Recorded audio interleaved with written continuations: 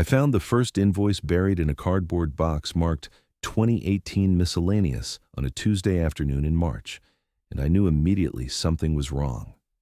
The amount didn't match the budget report I'd reviewed the week before, and after 37 years practicing law in Phoenix, Arizona, my instinct for financial irregularities was practically hardwired into my brain.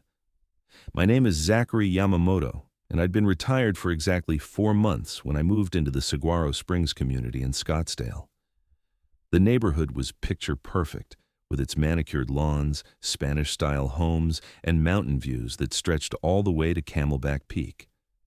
I'd bought the place thinking I'd spend my retirement playing golf, reading legal thrillers, and maybe taking up woodworking. Instead, I was about to spend the next 18 months unraveling the most elaborate HOA fraud scheme I'd ever encountered. It started innocently enough. I'd volunteered to join the HOA board after our treasurer, an elderly man named Harold, had a stroke and needed to step down. The president, a woman named Brenda Sullivan, who'd held the position for what seemed like forever, reluctantly accepted my offer. I should have noticed the hesitation in her voice during that phone call, the way she cleared her throat 3 times before saying yes. My first official board meeting was held in the community center on April 3rd. The building smelled like coffee and that peculiar combination of chlorine and air freshener that seemed to permeate every HOA facility I'd ever been in. Brenda sat at the head of the table, her perfectly highlighted blonde hair, styled in that aggressive bob haircut that somehow broadcast authority and judgment in equal measure. She was probably 52, maybe 55, with the kind of perpetual tan that comes from too many hours by the pool and not enough sunscreen. "Zachary, welcome to the board," she said, her smile not quite reaching her eyes. "I'm sure Harold briefed you on our procedures?" "He mentioned a few things before the stroke," I replied, settling into my chair. "But I'd like to review all the financial records from the beginning, get a complete picture of where we stand." The temperature in the room seemed to drop 10 degrees. Brenda's smile froze. "That's really not necessary. Our accountant handles all of that, and everything's been running smoothly for years." "I'm sure it has," I said mildly. "But as the new treasurer, I need to familiarize myself with our financial history. Standard due diligence." The other board members exchanged glances. There was Margaret, the secretary, a nervous woman in her 60s who seemed to shrink whenever Brenda looked at her. Then there was Tom, the vice president, a soft-spoken man who owned a car dealership and clearly preferred selling Hondas to dealing with HOA politics. Finally, there was Patricia, the at-large member, who spent most of her time checking her phone. "Our records are very extensive," Brenda said, drumming her French manicured nails on the table. "Going back decades, I'm not sure where we'd even begin." "How about we start with the last 5 years," I suggested, "then work backward from there." She couldn't exactly refuse without raising suspicion. "Fine. I'll have someone pull those files. It might take a few weeks." It took 6 weeks, and when the boxes finally arrived at my house, I understood why. There were 12 boxes total, filled with disorganized receipts, bank statements, and invoices that seemed to have been thrown in at random. No filing system, no clear organization, just chaos. For someone who claimed everything ran smoothly, Brenda sure kept messy records. I spent the first week just sorting everything by date. My home office, which had been pristine when I moved in, now looked like a paper explosion had occurred. My wife had passed away 3 years earlier, so I didn't have anyone complaining about the mess, but I could almost hear her voice in my head telling me I was obsessing again. The second week, I started entering everything into a spreadsheet. That's when I noticed the first discrepancy. A payment to Desert Landscaping Solutions for $18,000 in May 2018. I remembered that month clearly because I'd been house hunting in the area. The landscaping had looked fine, nothing special, certainly nothing that would justify 18 grand. I pulled out the budget report from that year. Landscaping was allocated $15,000 for the entire year, and according to the monthly reports distributed to homeowners, we'd spent exactly that amount. So where did this extra $18,000 come from, and why wasn't it reported? I called the number on the invoice. Disconnected. I searched for Desert Landscaping Solutions online. No website, no business listing, nothing. I checked the Arizona Corporation Commission database. The company had been registered in 2017 and dissolved in 2019. The registered agent? A name I didn't recognize? Linda Chen. My pulse quickened. This was either a legitimate business that had closed or something else entirely. I kept digging. Over the next month, I found 6 more payments to Desert Landscaping Solutions, each ranging from $12,000 to $22,000. None of them appeared in our official budget reports. The total came to $104,000 over 2 years. Then I found the pool company.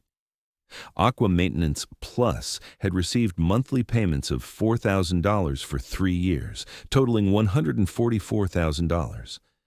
According to our budget reports, we paid $3,000 monthly to a different company, Clear Waters Pool Service, which actually existed and did work in our community. I sat back in my chair, feeling that familiar tension in my shoulders that I used to get before a big trial. This wasn't just sloppy bookkeeping. This was systematic fraud. I needed to be careful. If Brenda was involved, and my gut told me she was, confronting her directly would just give her time to cover her tracks. I needed more evidence, more proof of the pattern. I requested records going back 10 years. Brenda's response came via email. Zachary, I think you're taking this treasurer role a bit too seriously. Most of our previous treasurers just reviewed the monthly reports and signed off on the budget. You don't need to reinvent the wheel here. I replied, I appreciate your concern, Brenda, but I'd still like to review the historical records. It's important for me to understand our financial trajectory. 3 days later, 8 more boxes arrived. I was starting to suspect she was hoping I'd get overwhelmed and give up. She didn't know that during my legal career, I'd once reviewed 14,000 pages of discovery documents for a single case. This was nothing. The pattern went back further, much further. I found a company called Sunset Painting Contractors that had received payments totaling $200,000 between 2012 and 2016. Another called Precision Roof Repair that had collected $350,000 between 2008 and 2014. Each company followed the same pattern, registered shortly before receiving payments, dissolved shortly after, and leaving no trace of actual work performed. I started photographing every suspicious document. My dining room table became a command center, covered with labeled folders, timeline charts, and a growing list of shell companies. By July, I'd documented 23 fraudulent companies spanning 15 years. The total was staggering, $2.3 million, and I was only halfway through the records. I needed help. I called my former colleague Marcus Rodriguez, who'd spent 20 years prosecuting white-collar crime before going into private practice. Mark, I need your eyes on something, I said when he answered. Zach, you're supposed to be retired, playing golf, remember? I found something. HOA fraud. Big. There was a pause. How big? Multi-million. Decades long. I need to make sure I'm seeing this right before I go nuclear. He came over that weekend. We spent 6 hours going through everything I'd compiled. Marcus had always been meticulous, the kind of lawyer who checked every footnote and questioned every assumption. When we finished, he leaned back and whistled. This is textbook embezzlement, he said. Multiple shell companies, false invoicing, probably kickbacks. Have you checked who owns these companies? They're all dissolved. I'm having trouble tracing the ownership. Let me make some calls. I know a forensic accountant who specializes in this stuff. The forensic accountant was a woman named Rachel Kim, and she agreed to review my findings for a consulting fee. I paid it out of my own pocket. 2 weeks later, she called with results. Mr. Yamamoto, your instincts were correct. Based on the pattern of incorporation dates, payment schedules, and dissolution timelines, these companies were almost certainly created solely to funnel money out of the HOA. I traced the corporate filings, and while the registered agents vary, most of the addresses lead back to mail forwarding services. However, I did find something interesting. What's that?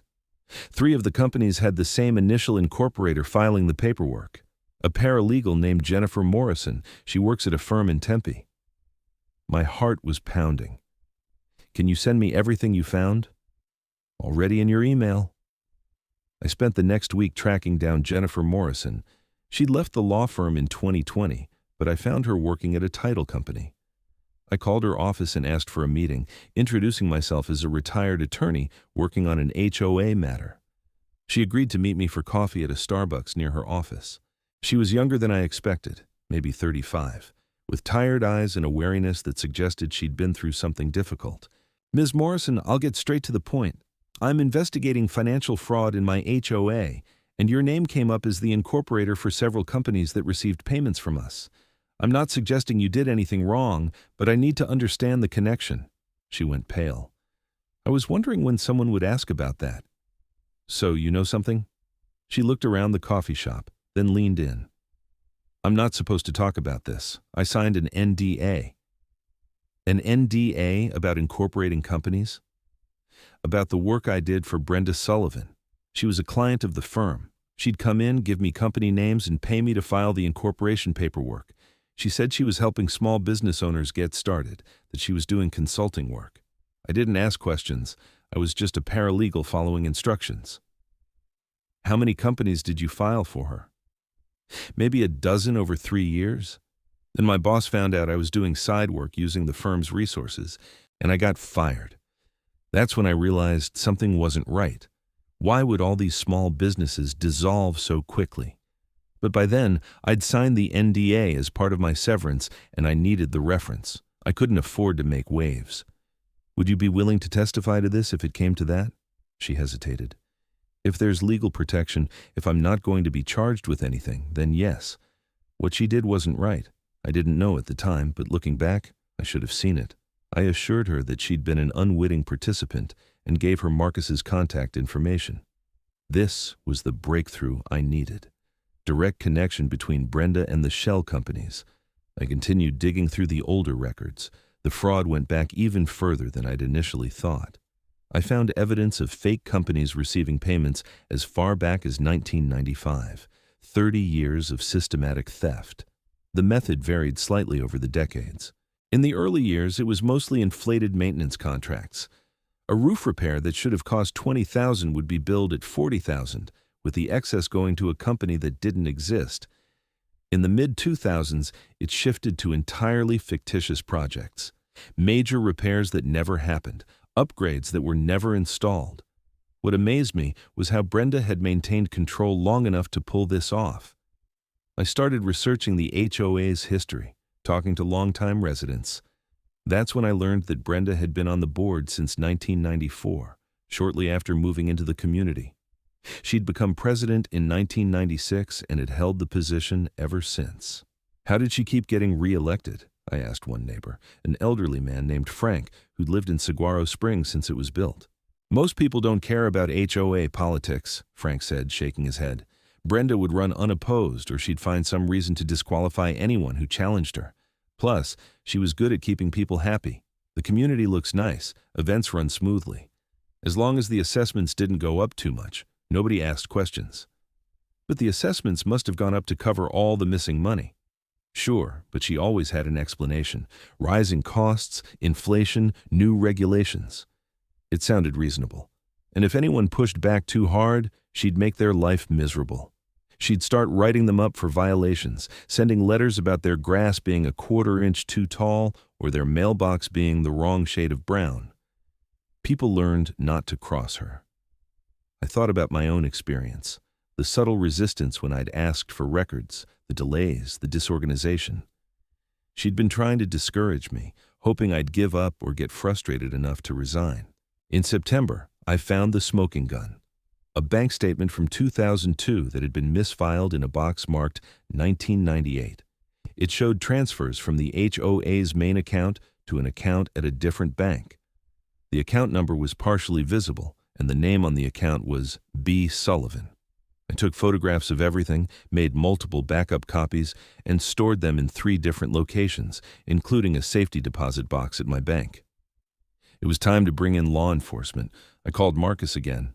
"I've got her dead to rights," I told him. "Direct transfers to her personal account, shell companies, 30 years of documentation. What's the next step?" "You need to report this to the Arizona Attorney General's office and the Scottsdale Police Department. This is criminal fraud, wire fraud, possibly RICO if there are multiple participants. You're looking at serious federal charges." "Will they take it seriously?" It's an HOA case. 2 million plus? Over 30 years? Trust me, they'll take it seriously. White-collar crime units love cases with this much documentation. You've done their job for them. I made an appointment with a detective in the Scottsdale Police Department's Financial Crimes Unit. Detective Sarah Chen was a sharp-eyed woman in her 40s who listened to my presentation without interrupting. I'd prepared a 100-page summary with supporting documents organized chronologically with cross-references. When I finished, she sat back and said, "Mr. Yamamoto, in 15 years doing this job, I've never seen a civilian investigation this thorough. This is prosecutable. Let me bring in our white-collar team in the AG's office." Over the next month, I met with prosecutors, provided copies of all my evidence, and gave a detailed statement.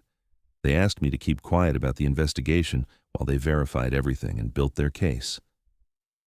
"We need to make sure we've got everything before we move," Assistant Attorney General David Park explained. "If she's been doing this for 30 years, she's smart. We can't give her any warning."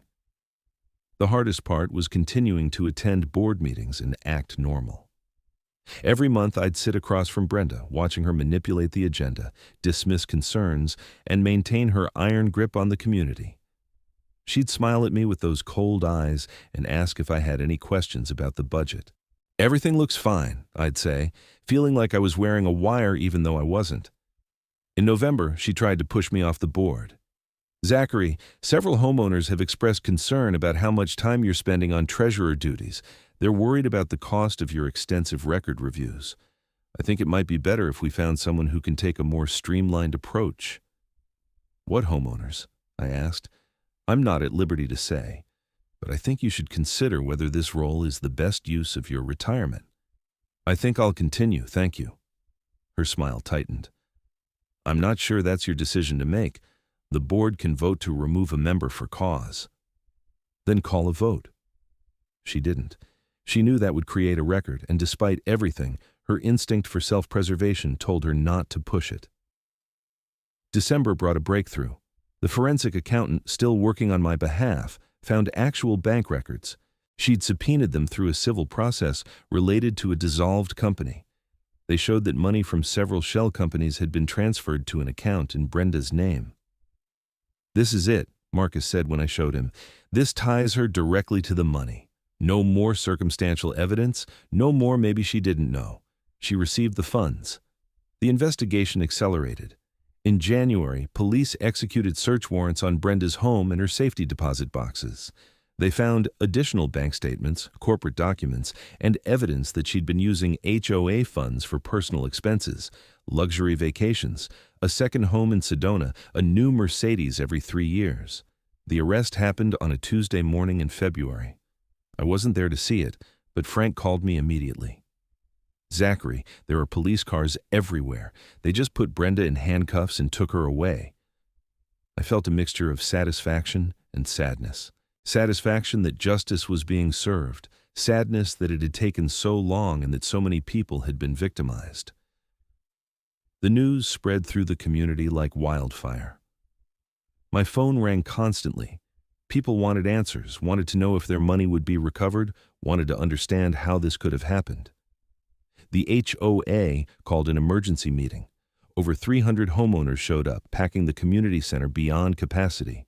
People were angry, confused, and demanding accountability. I stood at the front of the room and explained what I'd found. I walked them through the timeline, showed examples of the fraudulent companies, explained how Brenda had maintained control for so long. "What happens now?" someone called out. "The criminal case will proceed. Brenda has been charged with wire fraud, embezzlement, and theft. She's looking at significant prison time. As for our money, the Attorney General's office is working to trace and recover assets. She owned property, had bank accounts. Some of it may be recoverable." "Why didn't anyone catch this sooner?" another voice demanded. I paused. This was the question I'd been dreading. Because she was careful, and because not enough people were paying attention. She knew that most homeowners don't closely scrutinize HOA finances. She counted on apathy and trust, and for 30 years, that strategy worked. The meeting lasted 3 hours. We voted to bring in a professional management company, authorized a full forensic audit, and elected an interim board. I declined to serve. I'd done my part. The criminal case moved forward through the spring. Brenda's attorney tried to negotiate a plea deal, but the evidence was overwhelming. Marcus kept me updated on the proceedings. Her lawyers arguing that she was in over her head, that it started small and spiraled out of control, he told me over lunch in April. They're looking for sympathy. After 30 years and $2 million? I know. The prosecutors aren't buying it either. They're pushing for maximum sentencing. The trial began in June.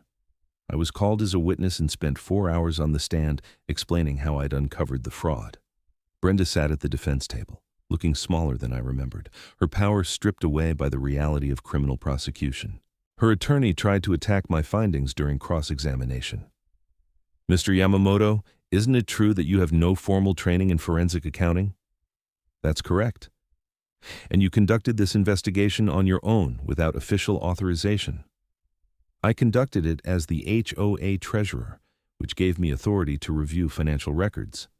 But isn't it possible that you misunderstood some of these transactions, that what you perceived as fraud was actually legitimate business expenses? No, the companies don't exist, the work was never performed, and money was transferred directly to Ms. Sullivan's personal accounts. There's no ambiguity here.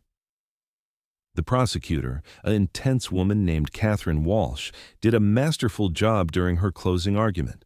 She walked the jury through 30 years of deception, showed them photographs of Brenda's luxury lifestyle funded by stolen HOA money, and emphasized the breach of trust.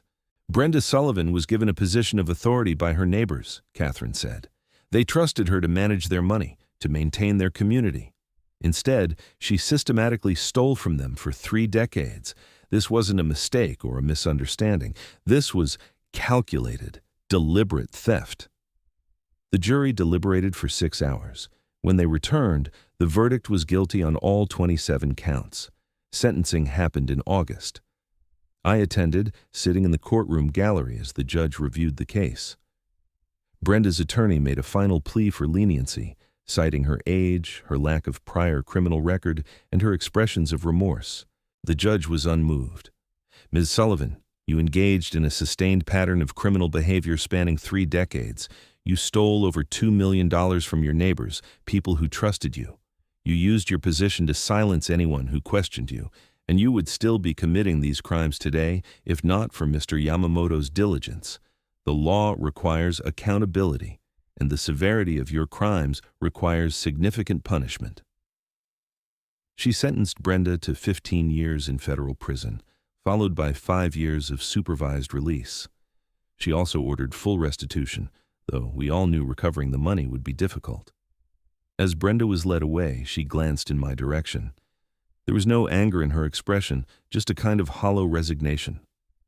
The woman who'd ruled Saguaro Springs for 3 decades was gone, replaced by a convicted felon facing over a decade behind bars. The asset recovery process began immediately. Federal authorities seized Brenda's Sedona property, her Mercedes, and her bank accounts. The total recovered was approximately $850,000, less than half of what she'd stolen. The rest had been spent over the years on vacations, luxury goods, and expenses that couldn't be recovered. The HOA divided the recovered funds among homeowners based on how long they'd lived in the community. Those of us who'd been there a shorter time received less than those who'd been victimized longer. I got a check for $4,000. Frank, who'd been there since the beginning, received $18,000. It's not about the money, Frank told me when we talked about it. It's about justice. You gave us that. The community slowly recovered. The new management company implemented proper financial controls, regular audits, and transparent reporting. The culture changed. People started paying attention to board meetings, asking questions, demanding accountability. I stayed involved for a few months, helping with the transition, but by October, I was ready to step back. I'd spent 18 months consumed by the investigation, and I needed to reclaim my retirement. My last official act was presenting a detailed report to the new board, documenting everything I'd learned about how the fraud had occurred and how to prevent it from happening again. The key is transparency, I told them. Multiple people reviewing finances, regular independent audits, term limits for board members, and an engaged community. Brenda succeeded because she concentrated power and discouraged scrutiny. Never let that happen again. In November, I finally started playing golf. I joined a league, took some lessons, and spent my mornings on the course instead of buried in financial documents. My office slowly returned to normal, the boxes of records packed away and donated to the Attorney General's office for their records. I still see the effects of the investigation around the community. There's a plaque in the community center now, installed by the new board, commemorating the recovery of stolen funds and emphasizing the importance of oversight and accountability. Some people think it's too negative, a reminder of a dark chapter. I think it's necessary. Communities, like people, need to remember their mistakes to avoid repeating them. Marcus retired from his practice in December, and we've started meeting weekly for breakfast. We usually end up talking about the case, dissecting what worked, what we'd do differently, and marveling at how Brenda maintained the fraud for so long. The thing that gets me, Marcus said over eggs one morning, is that if you hadn't moved into that community, if you hadn't volunteered for the board, if you hadn't had the background and the instincts to spot the irregularities, she'd still be doing it. Someone would have caught it eventually, I said. And would they? She'd been at it for 30 years. How many HOAs have the same situation right now and nobody's noticing? It was a sobering thought. HOAs manage billions of dollars across the country, often with minimal oversight and volunteer boards that lack financial expertise. How many Brenda Sullivans were out there, systematically stealing from their neighbors? I've been asked to speak at several HOA conferences about the case. I always accept. If my experience can help even one community avoid what we went through, it's worth it.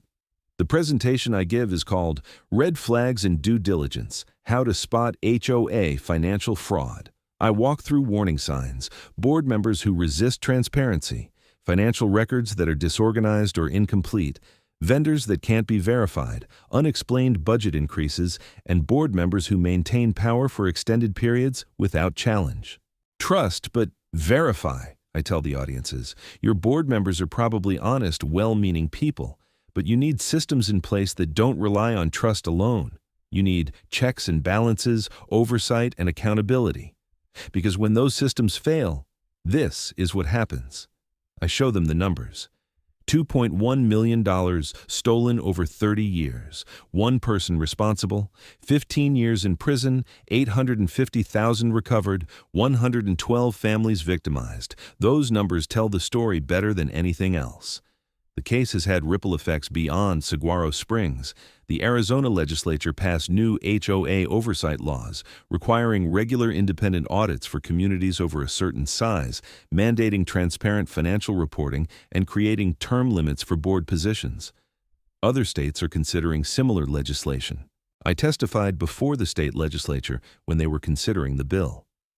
What happened in my community was an extreme case, I told them. But the vulnerabilities that allowed it to happen exist in thousands of HOAs across Arizona. These reforms will help protect homeowners and make fraud much harder to commit and conceal. The bill passed with bipartisan support. Governor Martinez signed it in a ceremony at the state capitol, and I was invited to attend. Standing there, watching her sign the legislation, I felt like my 18 months of obsessive investigation had been worthwhile. Laws change slowly, but they do change, and sometimes individual cases can be the catalyst.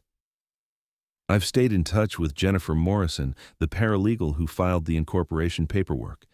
She wasn't charged with any crimes, and her testimony was crucial to the prosecution. She's moved on, working for a different title company and putting the experience behind her. I should have asked more questions, she told me during one of our conversations. I should have seen what was happening. You were young. You were following instructions from someone you had no reason to distrust, I said. Don't blame yourself for someone else's crimes. Rachel Kim, the forensic accountant, has become something of an expert on HOA fraud. She's written articles, given presentations, and consulted on similar cases in other states. We exchange emails occasionally, comparing notes on different schemes and methods. The Sullivan case was sophisticated, she told me, but it follows a pattern. Power concentration, intimidation of potential whistleblowers, exploitation of volunteer boards that lack expertise. It happens more often than people realize. As I write this, it's been almost 2 years since I first found that invoice in the cardboard box. 2 years since I started down the path that would consume 18 months of my life and result in a 15-year prison sentence for someone I'd barely known. People sometimes ask if I regret getting involved, if I wish I'd just ignored the discrepancies and enjoyed my retirement. The answer is no. Emphatically no. What Brenda did was wrong. She stole from hard-working people who trusted her. She used her position to intimidate and silence anyone who questioned her. She betrayed her community for personal gain. Year after year, decade after decade, someone needed to stop her. It happened to be me. I think about the moment I found that first invoice, the moment when I could have decided it was too much trouble, that it wasn't my problem, that someone else would handle it. If I'd made that choice, Brenda would still be president, she'd still be stealing, and the fraud would have continued until she retired or died, leaving the community to discover the devastation only after it was too late to seek justice. The law school where I got my degree recently asked me to speak to students about the case. I stood in front of 100 bright-eyed future attorneys and told them that the law isn't just about big firms and corporate cases and six-figure salaries. Sometimes, I said, the law is about a retired guy in Scottsdale digging through boxes of old invoices because something doesn't add up. It's about using your skills and your knowledge to protect people who can't protect themselves. It's about persistence and thoroughness and refusing to look away when you spot an injustice. One student raised her hand. But you were retired. You didn't have to do any of that. No, I didn't have to, I agreed. But I could, and that meant I should. That's the lesson I've taken from all of this. We all have skills, knowledge, and abilities that we can use to make things better. The question is whether we're willing to do it, even when it's inconvenient, even when it takes longer than expected, even when the people benefiting will never fully appreciate the work involved. I spent 18 months uncovering 30 years of fraud. I sacrificed my retirement plans, turned my house into a document processing center, and devoted countless hours to an investigation that could have been someone else's problem. But it wasn't someone else's problem. It was my problem because I was there, because I could see it, and because I had the skills to do something about it. Frank passed away last month. He was 87, and his heart simply gave out one afternoon while he was working in his garden. I went to his funeral, and his daughter approached me afterward. "Dad talked about you all the time," she said. "He said you were a hero, that you saved the community. He wanted you to know that." I didn't feel like a hero. I felt like someone who'd done what needed to be done. But if Frank saw it that way, if the other homeowners saw it that way, then maybe that was enough. Saguaro Springs is thriving now. The new board has implemented community programs, updated facilities, and maintained transparency in all financial matters. The assessment fees have actually decreased slightly because the money is being spent properly instead of being siphoned off by Brenda. I see her sometimes in my mind, sitting at the head of that conference table with her perfect hair and cold eyes, ruling over her little kingdom with an iron fist. I wonder what she thinks about now, in federal prison, facing another 13 years before release. Does she regret it? Does she understand the harm she caused? Or does she still see herself as somehow justified, as someone who earned that money through her work managing the community? I'll never know. We've never spoken since her arrest, and I have no desire to seek her out. She's a case file now, a cautionary tale, a reminder of what can happen when power goes unchecked. The strangest part of this whole experience is how it's changed my perspective on retirement. I'd imagined a quiet life, peaceful and uneventful. Instead, I got the biggest case of my career, more complicated and more satisfying than any trial I'd handled in 37 years of practicing law. I'm not looking for another investigation. One was enough. But I'm also not closing myself off from the possibility. If I see something wrong, if I spot an injustice that my skills could address, I won't look away. That's who I am now. That's who I've always been, really. The investigation just reminded me. My neighbor, a nice woman named Beth Sanders, who moved in last year, asked me about the case recently. She'd heard stories, but wanted to know what really happened. I gave her the short version, Longtime HOA president embezzled millions over decades. I investigated and uncovered it. She went to prison. That must have been satisfying, Beth said, catching her. It was, I admitted, but also exhausting and a little sad. Sad? Because it didn't have to happen. If she'd just done her job honestly, she would have been remembered as a dedicated volunteer who served her community for 30 years. Instead, she'll be remembered as a criminal. She threw away her reputation, her freedom, and her legacy for money she didn't need. Beth nodded thoughtfully. People make strange choices. They do. I'm 72 now, and I'm acutely aware that I have more years behind me than ahead of me. The question is what to do with the time remaining. I could play golf every day, travel, pursue hobbies. All of that sounds pleasant, but I also know myself well enough to understand that I need purpose. I need to feel useful. The investigation gave me that, reminded me that my skills and experience still have value. So I've started volunteering with a legal aid organization, helping low-income residents with civil matters. Nothing as dramatic as HOA fraud, mostly landlord disputes and contract issues. But it matters to the people I'm helping, and that's enough. I also accepted an appointment to a state commission studying HOA reform. We meet quarterly to review proposed legislation, assess implementation of existing laws, and make recommendations for additional reforms. It's bureaucratic and sometimes frustrating, but it's important work. The legal community has recognized the case in various ways. I received an award from the State Bar Association for distinguished public service. A national HOA management magazine did a lengthy profile. A professor at Arizona State University teaching white-collar crime uses the case as a teaching example. I'm uncomfortable with the attention. I did what any competent attorney would have done in my position. The only difference is that I had the time and the persistence to see it through. But Marcus tells me I'm underestimating the significance. Most people would have given up, he says. The records were a mess. The investigation took 18 months, and you had no guarantee it would lead anywhere. You persisted because you knew it was right. That matters. Maybe he's right. Maybe persistence is the most important quality in seeking justice. Raw intelligence helps, legal knowledge helps, but without persistence, none of it matters. I think that's what I'd tell my younger self if I could go back and give advice. Be persistent. When you see something wrong, don't look away. Don't assume someone else will handle it. Don't let obstacles discourage you. Just keep going, one step at a time, until you reach the truth. That's what I did with the Brenda Sullivan case.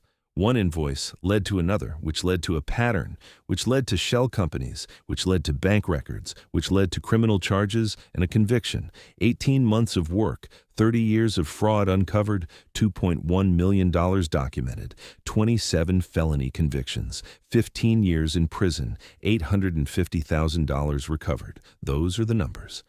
But the real impact is harder to quantify. It's the homeowners who sleep better knowing their money is being managed honestly. It's the new laws protecting other communities. It's the message sent to anyone considering similar fraud that they will be caught and held accountable. That's worth 18 months of my retirement. That's worth the boxes of documents, the late nights, the stress and frustration. That's worth everything. I'm sitting in my office now, looking at the framed photograph on my wall. It shows the Saguaro Springs Community Center, taken on a bright Arizona morning with the mountains in the background. It looks peaceful, orderly, exactly the kind of place you'd want to retire. Beneath the surface, though, was 30 years of corruption. And if I hadn't been willing to dig, to question, to persist, it would still be there.